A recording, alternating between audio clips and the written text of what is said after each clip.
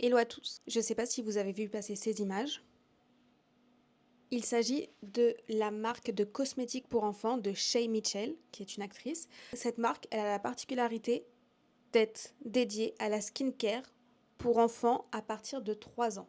Je ne sais pas si ça choque quelqu'un, parce que moi un petit peu. Moi je m'appelle Ludie et sur cette chaîne on parle d'art, de design, de publicité et surtout de pop culture. Si dans un premier temps je me suis un petit peu insurgée sur cette marque, j'ai fait mes recherches. Et en fait, ma recherche, ça a été est-ce que un enfant qui a 3 ans et plus a des besoins spécifiques en termes de peau? Du coup, j'ai fait mes recherches sur la dermatologie pédiatrique. En fait, ce qui ressort, c'est que la peau des très jeunes enfants, elle est beaucoup plus fine que la peau des adultes. Donc, elle va avoir tendance à absorber un maximum de produits que vous mettez dessus. Elle est beaucoup plus perméable que la peau d'adulte et elle est beaucoup moins colonisée par les bonnes bactéries, d'après ce que j'ai compris. Ce qui fait que les peaux d'enfants peuvent être plus facilement irritées.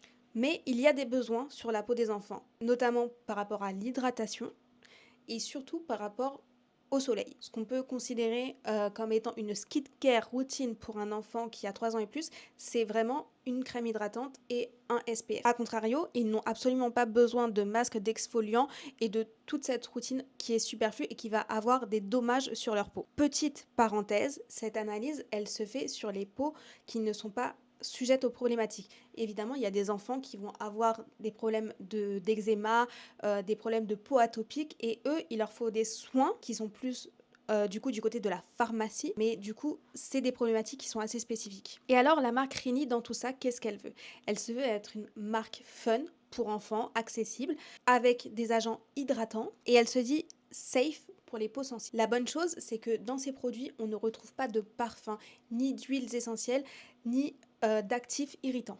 L'effet principal de cette marque, c'est miser sur l'effet sensoriel. Mais il y a un petit souci dans tout ça, c'est que la peau d'un enfant n'a pas besoin d'être surhydratée. Elle n'a pas besoin d'une hydratation intensive. Et les masques qui sont en tissu ont tendance à faire pénétrer beaucoup plus de produits.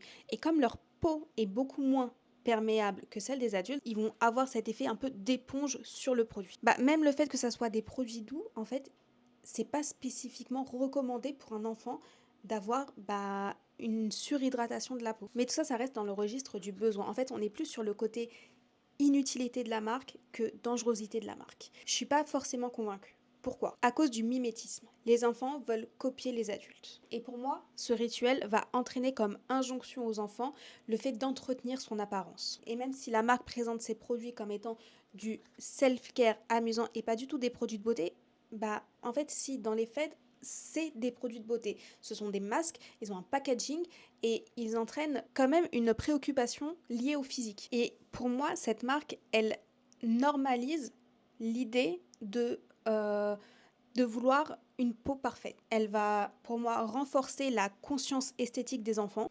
Et alors que les enfants sont en développement, eh bien, il va germer une petite graine sur la préoccupation de leur apparence physique. Donc même si en soi la marque Rini n'est pas dangereuse pour les enfants en termes de dermatologie, pour moi elle a une influence qui est plus sur le côté psychologie et implémenter à des enfants qui sont très très jeunes et qui sont en plein développement ce culte de l'apparence, ce culte de la perfection et de la normativité des corps et des peaux.